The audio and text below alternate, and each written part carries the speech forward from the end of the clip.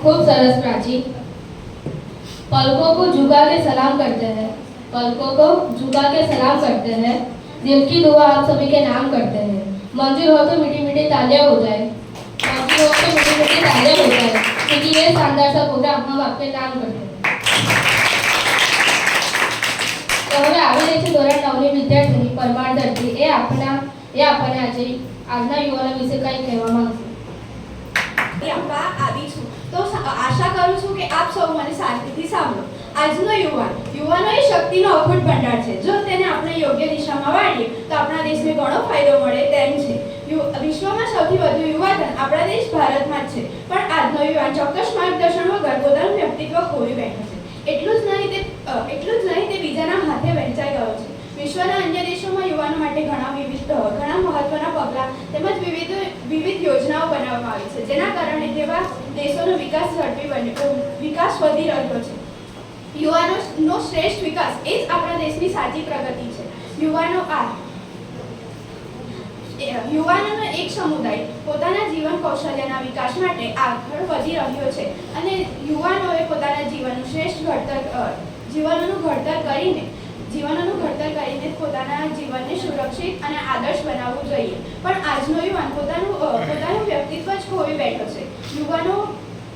આજનો યુવાન જે આગળ વધવા ઈચ્છે છે, પણ તેને સહયોગ આપનારા ક્યાં છે? તે પોતાના જીવન કૌશલ્યનો વિકાસ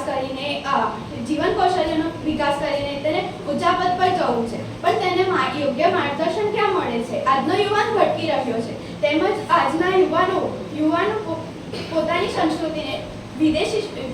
સંસ્કૃતિને પાછળ મૂકીને વિદેશી સંસ્કૃતિનો આંધળું અનુકરણ કરે છે, જેના કારણે આજનો યુવાન પોતાનું માર્ગદર્શન ખોઈ બેઠો છે। આજનો યુવાન ભટકી રહ્યો છે।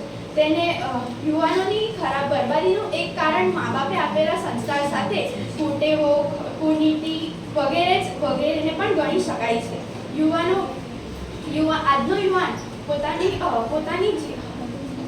આજનો યુવાન વિવિધ વસ્તુઓ જેમ કે મોબાઈલ, બાઇક એવી વસ્તુઓની જીદ કરે છે, જે મા બાપો માટે મુશ્કેલી ઊભી કરી દે છે, અને તે વસ્તુ યુવાનો પાસે આવ્યા બાદ તે પોતાનો દિવસ તેની પાછળ જ વિતાવે છે। યુવાનો ઇન્સ્ટા, ફેસબુક, ઇન્ટરનેટ ચેટોમાં જ પોતાના દિવસને 1.5 GBમાં પૂરો કરી દે છે। યુવાનોને આગળ વધવા માટે સ્વામી વિવેકાનંદે સૂત્ર આપતા કહ્યું હતું કે યુવાનોએ જ્યાં સુધી ધ્યેય પ્રાપ્ત ન થાય ત્યાં સુધી તે કાર્યમાં સતત મળ્યા રહેવું જોઈએ। યુવાને પોતાના પરિવાર, સમાજ અને દેશ માટે શ્રેષ્ઠ કાર્ય યુવાનો જ કરી શકે છે। યુવાનોએ પોતાના જીવનમાં પોતાનું એક ધ્યેય પ્રાપ્ત કરવો જોઈએ અને તેની પર મળ્યા રહીને તે કાર્ય પૂર્ણ કરી પોતાના જીવનમાં આગળ વધવું જોઈએ। તેમજ તેણે વ્યસનો જેવા ખરાબ રસ્તે જઈને ખોટા માર્ગે જઈને ખોટા કાર્ય ન કરવા જોઈએ। આભાર।